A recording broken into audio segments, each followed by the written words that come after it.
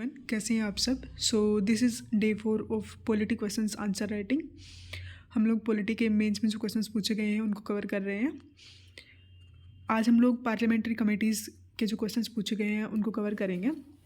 तो parliamentary committees पे total 4 questions पूछे गए हैं और इनमें भी मोस्ट प्रोबेबली आपसे जो क्वेश्चंस पूछे गए हैं वो फाइनेंशियल कमेटीज से पूछे गए हैं। 17 और 18 में तो डायरेक्टली फाइनेंशियल कमेटीज से क्वेश्चन पूछे गए थे और उसके बाद 2 क्वेश्चन और पूछे गए हैं जो कि पार्लियामेंट्री कमेटीज से, ये मीन्स ओवरऑल उसमें सभी कमेटीज़ आ जाती हैं तो उनका रोल, उनकी क्या लिमिटेशंस है और उनका क्या वे फॉरवर्ड हो सकता है वो पूछा गया है। तो स्टार्ट करते हैं हमारा आज का डिस्कशन। सबसे पहले मैं 2021 वाला क्वेश्चन डिस्कस करूँगी क्योंकि इस क्वेश्चन के अंदर मैंने सभी कमेटीज़ का जो रोल रहता है, ओवरऑल उनका क्या रोल रहता है, उनकी क्या लिमिटेशंस है और कैसे आप उन लिमिटेशंस को दूर कर सकते हो, तो ये सब मैंने डिस्कस किया है। और आप ये देखोगे जब हम बाकी के क्वेश्चंस कवर करेंगे तो आप ये देखोगे कि उन क्वेश्चंस में भी जो कमिटीज़ का रोल और उनकी लिमिटेशंस पूछी गई हैं, तो वो सब मैंने यहीं पे डिस्कस कर लिए हैं। तो स्टार्ट करते हैं हमारा पहला क्वेश्चन 2021 में पूछा गया था और 15 मार्क्स का क्वेश्चन था कि do department related parliamentary standing committees keep the administration on it's toes and inspire reverence for parliamentary control. और फिर हमें इवेल्युएट करनी थी वर्किंग इन कमिटीज़ की विद सूटेबल एग्जाम्पल्स। तो क्वेश्चन में सबसे पहले एक स्टेटमेंट दी गई है कि जो हमारी departmental related parliamentary standing committees हैं क्या वो एडमिनिस्ट्रेशन को अपने टोज पे रखती हैं और उनको इंस्पायर करती हैं पार्लियामेंट्री कंट्रोल के लिए, और फिर हमें इनकी वर्किंग बतानी थी। तो मैंने स्टार्ट किया है कि जो कॉन्स्टिट्यूशनल अमेंडमेंट बिल था साइमल्टेनियस इलेक्शंस के लिए, वो एक जॉइंट पार्लियामेंट्री कमेटी को रेफ़र किया गया था और ये चीज़ें दिखाती है कि हमारी पार्लियामेंट्री कमेटीज़ कितनी क्रिटिकल ओवरसाइट बॉडीज़ की तरह काम करती हैं। अब मैं आगे डिस्कस करने वाली कि कैसे जो डिपार्टमेंटल रिलेटेड स्टैंडिंग कमेटीज हैं वो कैसे इंस्पायर करती है हमारे पार्लियामेंट्री कंट्रोल को। तो सबसे पहले वो इनका वर्क होता है कि ये लोग स्क्रूटनाइज करते हैं जो लेजिस्लेशन पॉलिसीज़ हैं उनको। ये क्रिटिकल एनालिसिस करते हैं बिल्स का, लेजिस्लेटिव प्रपोजल्स का और पॉलिसीज़ का क्योंकि हमारा जो हाउस है, पार्लियामेंट का जो हाउस है वो 100 दिन से भी कम ही बैठता है, उसकी सिटिंग डेज बहुत कम हो गए हैं, तो इसका यहाँ पे एक मेजर रोल निकल के आता है। जैसे स्टैंडिंग कमेटीज ऑन फाइनेंस वो रिव्यू करती है बजट प्रपोजल्स को, टैक्स रिफॉर्म्स को और फाइनेंशियल लेजिस्लेशन को। दूसरा काम इसका है कि ये रिव्यू करती है हमारी गवर्नमेंट के एक्सपेंडिचर को, जैसे कि ऑडिट रिपोर्ट्स हो गए उनकी स्क्रूटनी करना, इरेगुलरिटीज़ को आइडेंटिफाई करना और इंश्योर करना अकाउंटेबिलिटी, क्योंकि 17% जो बजट है सिर्फ वही डिस्कस किया जाता है हाउस के अंदर, तो फिर से इनका जो रोल है वो इम्पोर्टेंट हो जाता है। थर्ड है ये असेस करती है achievement of objectives and evaluation of implementation strategies की, जो भी इम्प्लीमेंटेशन स्ट्रेटजीज़ हैं उनके क्या ऑब्जेक्टिव है और फिर उनको इवेल्युएट भी करती हैं। फॉर एग्जांपल जो स्टैंडिंग कमेटीज है हेल्थ की, उसने फ्लैग किया था shortages in public health infrastructure during covid. Fourth है ये इन्वाइट करती हैं एक्सपर्ट्स को, स्टेक होल्डर्स को और पब्लिक को, ताकि वो अपने इंसाइट्स और जो उनके परस्पेक्टिव्स हैं उनको शेयर कर सकें। फिफ्थ पॉइंट है ये समन करती है गवर्नमेंट ऑफिसल्स को, उनकी जो एक्सप्लेनेशंस हैं वो मांगती है उनसे और जो रिलेवेंट डॉक्यूमेंट्स हैं वो लेती है और इंश्योर करती है कि ट्रांसपेरेंसी बनी रहे। तो इन 5 पॉइंट्स के थ्रू मैंने आपको ये बताया है कि जो हमारी स्टैंडिंग कमेटीज़ है या फिर पार्लियामेंट्री कमेटीज़ है उनका क्या रोल है। अब हम लोग ये डिस्कस करने वाले हैं कि इन कमेटीज़ का जो रोल की जो इफेक्टिवनेस है वो लिमिटेड है, वो क्यों है। तो सबसे पहला पॉइंट है कि ये जो कमेटीज़ है इनके पास ये लैक करती है necessary research support to provide quality recommendations. Second point है कि only small percentage of bills are referred to committees, means केवल 27% ही बिल्स रेफ़र किए गए थे बाय द 16th लोकसभा, तो इनको बहुत ही कम बिल्स रेफ़र किए जाते हैं। थर्ड है कि ये कंसर्न नहीं होती हैं with the questions of policy in broader sense. Fourth है कि ये इंटरवेन नहीं कर सकती, जो डे टू डे एडमिनिस्ट्रेशन है उनके कामों में ये लोग इंटरवेन नहीं कर सकते हैं। और लास्ट है कि इनकी जो रिकमेंडेशंस हैं वो सिर्फ एडवाइजरी हैं, वो बाइंडिंग नहीं है। अब हम कैसे इन लिमिटेशंस को कम कर सकते हैं या दूर कर सकते हैं। तो सबसे पहला तरीका है कि आप एस्टेब्लिश कीजिए डेडिकेटेड रिसर्च सेल्स पर standing committee with domain experts and data scientist. दूसरा, आप कंबाइन कीजिए field verification, third party audits और कैग की जो पैराग्राफ ट्रैकिंग है इन सभी को, ताकि ये अपना काम एफिशिएंट तरीके से कर पाएँ। फोर्थ है, इंश्योर कीजिए कि जो डेटा बुक्स हैं वो अपलोड की जानी चाहिए 7 days before sitting along with annexures. और लास्ट पॉइंट है कि आप फिक्स कीजिए वीकली कमेटी मीटिंग्स को विद अटेंडेंस समरीज पब्लिश्ड। तो ये कुछ तरीके थे जिनसे कि आप इन स्टैंडिंग जो पार्लियामेंट्री कमेटीज़ हैं उनका आप रोल एनहेंस कर सकती हैं।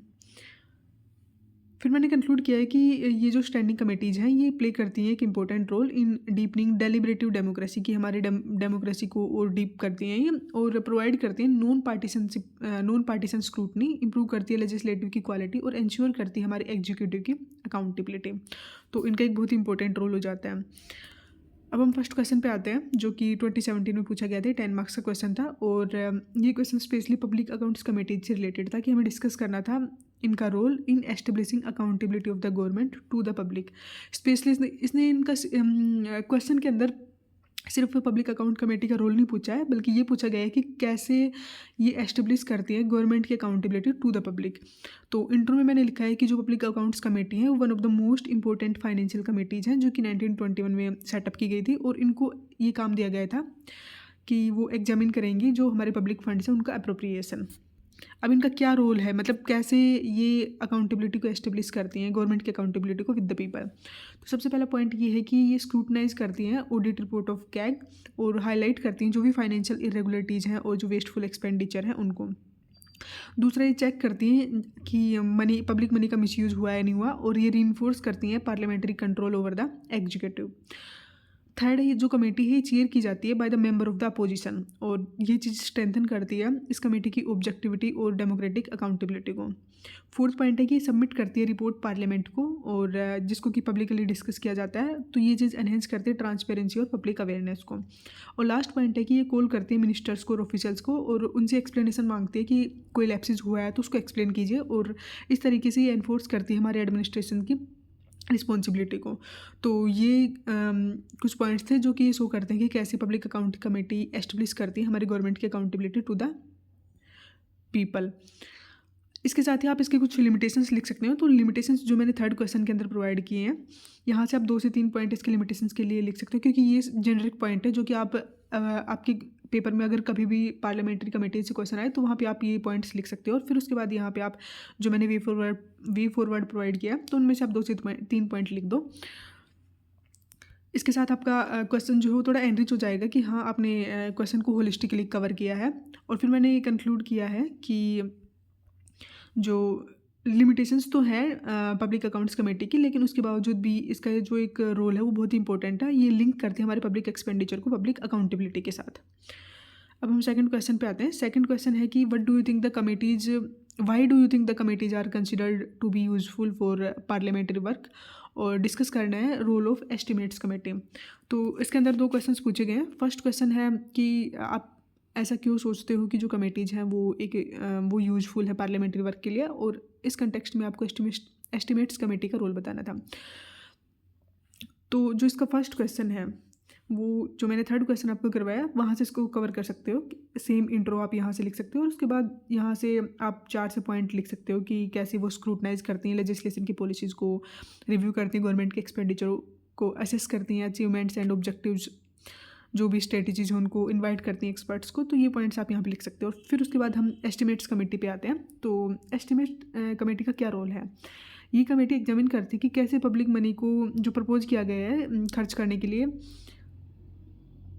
वो फोकस करता है इकोनॉमिक एफिशिएंसी और इफेक्टिवनेस पे। कि जो एस्टिमेट कमेटी वो एग्जामिन करती है कि how public money is proposed to be spend, और हमें उसको स्पेंडिंग के टाइम पे ये फोकस करना है कि हमारी इकोनॉमिक एफिशिएंसी बनी रहे और इफेक्टिवनेस बनी रहे।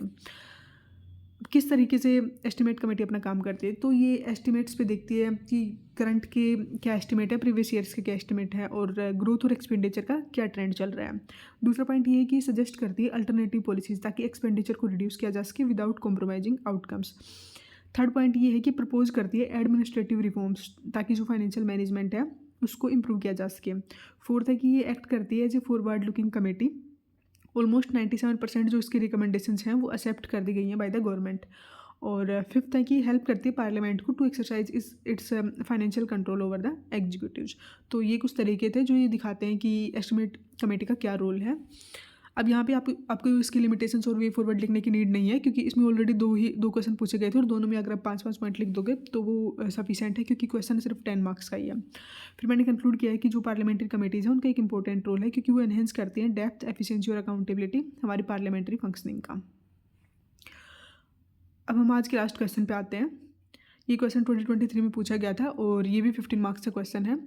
क्वेश्चन है कि एक्सप्लेन कीजिए structure of the parliamentary committee system, कि जो पार्लियामेंट्री कमेटी सिस्टम है उसका स्ट्रक्चर हमें बताना है कि क्या है और कैसे जो फाइनेंशियल कमेटीज़ हैं उन्होंने हेल्प की है in the institutionalization of Indian parliament. तो वहीं मतलब हमसे 2 क्वेश्चन पूछे गए हैं। फर्स्ट क्वेश्चन में हमें पार्लियामेंट्री सिस्टम का स्ट्रक्चर बताना है और दूसरे क्वेश्चन में हमें जो फाइनेंशियल कमेटीज़ हैं, basically estimate committee, committee on public expenditure और committee on public undertakings, committee on public accounts committee और कमेटी ऑन पब्लिक अंडरटेकिंग्स। तो इन तीनों कमेटीज़ के बारे में बताना है कि इनका क्या रोल है, जो कि हम ऑलरेडी थर्ड क्वेश्चन में डिस्कस कर चुके हैं। तो सबसे पहले हम बात करेंगे। अब आप यहाँ पे ये देख सकते हो कि हाउ फार पूछा है, तो हमें ना सिर्फ फाइनेंशियल कमेटीज़ का रोल बताना है in the institutionalization of parliament, बल्कि हमें अदर फैक्टर्स भी बताने हैं जिनसे कि हमारी जो पार्लियामेंट है उसका इंस्टीट्यूशनलाइजेशन हुआ है। तो इंट्रो में मैंने थर्ड क्वेश्चन वाला ही इंट्रो स्टार्ट लिखा है और फिर उसके बाद मैंने पार्लियामेंट्री कमेटीज़ का जो स्ट्रक्चर है वो लिखा है। तो ये जो इतना लिखा है इसको आप डायग्राम के थ्रू बनाएंगे तो ज़्यादा बेटर रहेगा। जैसे आपका जो फर्स्ट 15 मार्क्स का क्वेश्चन है तो आपको 3 पेज मिलेंगे। तो फर्स्ट जो पेज होगा उसमें आप इंट्रो लिख सकते हो और उसके बाद ये वाला डायग्राम बना सकते हो, जो कि मैं अभी आपको बता देती हूँ कि आप यहाँ पे लिखोगे structure of parliamentary committee system और उसके बाद आप ये लिख सकते हो कि यहाँ पे लिखो आप structure of parliamentary committee system और फिर उसके बाद ये 2 एरो बना के यहाँ पे आप लिख दो स्टैंडिंग कमेटीज़ जो कि परमानेंट है और यहाँ पे एडहॉक कमेटीज़ जो कि टेम्परेरी है। अब स्टैंडिंग कमेटीज़ में भी आप 3 एरो निकाल के यहाँ पे फाइनेंशियल कमेटीज़ में भी 3 आती हैं आपकी public accounts committee, estimate committee, committee on public undertakings और दूसरी है डिपार्टमेंटल रिलेटेड स्टैंडिंग कमेटी जो कि 24 कमेटीज़ बनी हुई हैं। और फिर कुछ अदर स्टैंडिंग कमेटीज़ आती हैं जैसे कि privilege committee, ethics committee, subordinate legislation committee. ठीक है, ये तो थी हमारी परमानेंट कमेटी जिनको कि स्टैंडिंग कमेटीज़ बोलते हैं। अब सेकंड टाइप की जो होती हैं वो है हमारी एडहॉक कमेटी जो कि टेम्परेरी कमेटीज़ होती हैं और इनमें भी हैं कुछ जैसे select and joint committees on bill, committees for specific purposes, for example joint parliamentary committees. अब इसके बाद इसने फाइनेंशियल कमेटीज़ का मतलब क्या रोल रहा है, तो वो रोल जो मैं आपको ऑलरेडी बता चुकी हूँ कि ये इनका रोल है, ये आप लिख सकते हो ये पॉइंट वहाँ पे। और फिर लास्ट में आपको अदर फैक्टर्स भी बताने थे जो कि कंट्रीब्यूट करते हैं इंस्टीट्यूशनलाइजेशन में। तो सबसे पहला फैक्टर है हमारा जुडिशियल रिव्यू, क्योंकि वो रीइंफोर्स करता है पार्लियामेंट्री सुप्रीमेसी को with constitutional limits. Second point है कि जो कोडिफाइड रूल्स हैं प्रोसीजर की वो इंश्योर करते हैं ऑर्डरली कंडक्ट ऑफ बिजनेस। और थर्ड पॉइंट है कि जो इंडिपेंडेंट कॉन्स्टिट्यूशनल बॉडीज़ है जैसे कि कैग हो गया, ये सपोर्ट करते हैं हमारे लेजिस्लेटिव की ओवरसाइट को। फोर्थ पॉइंट है कि जो हमारे अपोजिशन का जो रोल है कमेटीज़ में और डिबेट्स में वो इंश्योर करता है जो भी पॉलिसीज़ हैं उनमें चेक्स और बैलेंस बना रहे हैं। और लास्ट पॉइंट है कि जो हमारे पार्लियामेंट्री कन्वेंशंस और जो प्रेसिडेंट्स हैं वो फोस्टर करते हैं डेमोक्रेटिक नॉर्म्स को। फिर मैंने कंक्लूड किया है कि जो पार्लियामेंट्री सिस्टम है वो फॉर्म करता है बैकबोन ऑफ इंस्टीट्यूशनलाइजेशन, बट इसके साथ साथ कुछ अदर फैक्टर्स भी हैं जो कि इसको सस्टेन करते हैं, जैसे कि रोबस्ट प्रोसीजर्स हो गए या फिर इंडिपेंडेंट इंस्टीट्यूशंस। तो इसके साथ हमारे पार्लियामेंट्री कमेटीज़ के जो क्वेश्चंस हैं उनका डिस्कशन एंड होता है। और आप लोगों ने यहाँ इन सभी क्वेश्चंस के डिस्कशन में एक पैटर्न नोटिस किया होगा कि फाइनेंशियल कमेटी जो है जैसे एस्टिमेट कमेटी हो गया, पब्लिक अकाउंट कमेटी और कमेटी ऑन पब्लिक अंडरटेकिंग्स, तो ये 3 कमेटीज़ बहुत ही इंपॉर्टेंट है। इसके अलावा आपको ओवरऑल इनका क्या रोल है हमारी गवर्नमेंट के लिए या फिर हमारा जो पार्लियामेंट का इंस्टीट्यूशनलाइजेशन है इन सब के लिए इसका क्या रोल है वो आपको कवर करना है। और इनकी क्या लिमिटेशंस हैं इन कमेटीज़ की और कैसे आप उन लिमिटेशंस को दूर कर सकते हो। तो ये कुछ ट्रेंड्स हमने देखे इन सभी क्वेश्चंस में। आई होप कि आप सभी को ये सेशन पसंद आया होगा। अगर आप लोगों को कोई भी इनपुट देना है तो वो आप कमेंट बॉक्स में दे सकते हो, हम उसको नेक्स्ट वीडियो में डिस्कस कर लेंगे। Thank you so much.